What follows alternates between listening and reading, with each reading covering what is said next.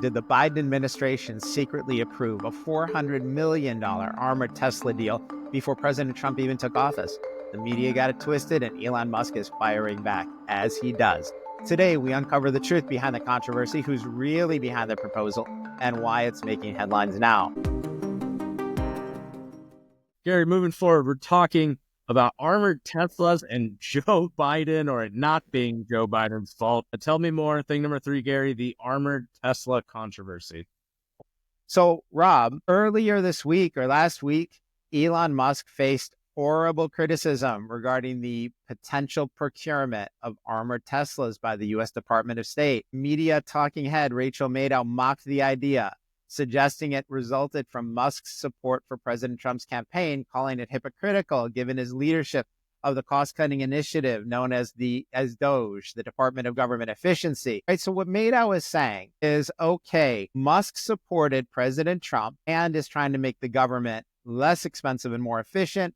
And as a reward, she's claiming President Trump gave him this $400 million order, kind of this tit for tat, this corruption, one hand washes the other. And you know what, Rob? I can tell you, if Rachel Maddow had gotten the story right, we would agree with her. She did not get the story right. So basic research, if she had done basic research, if anybody at her failing network had done basic research, what they would have found out is that the $400 million proposed purchase originated under the Biden administration before President Trump took office. In 2024, again, before President Trump took office, the Department of State was directed by the executive office, that's the Biden executive office, to explore adding armored vehicles to its fleet. And they included a $400 million planned procurement of these armored EVs. And all of this took place a month before President Trump took office. And the procurement does not mention Tesla. In other words, President Trump had nothing to do with this. And there's no guarantee that Tesla sees $1 of this $400 million planned procurement done by the Democrats. Okay, so the procurement order, Gary, comes in from the prior administration. That aside, does that mean Tesla gets any sort of funding or order, or what does this mean for Tesla? So there is no guarantee. First of all, the Trump administration could cancel the order. Just as a reminder, this idea that the Trump administration, who has policies that have not been friendly to EVs, are all of a sudden going to spend $500 million on EVs, I wouldn't count on that.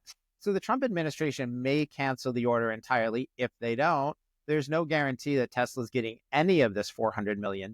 None of these decisions have been made. The decisions were not being made by the current administration. And why in the world would President Trump, who rolled back many pro-electric vehicle policies, award almost $500 million to electric vehicle manufacturers? Now, look, presidential advisors and donors should not receive preferential treatment for contracts, but that's not what's happening here. The other thing, in the interest of remaining nonpartisan, I would just note that none of this is the fault of the Biden administration.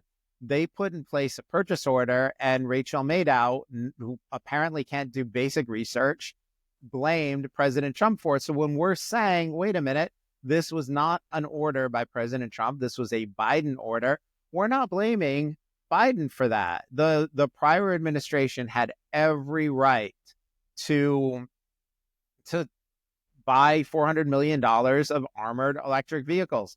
They didn't do anything wrong. It's Maddow who got it wrong, not the Biden administration.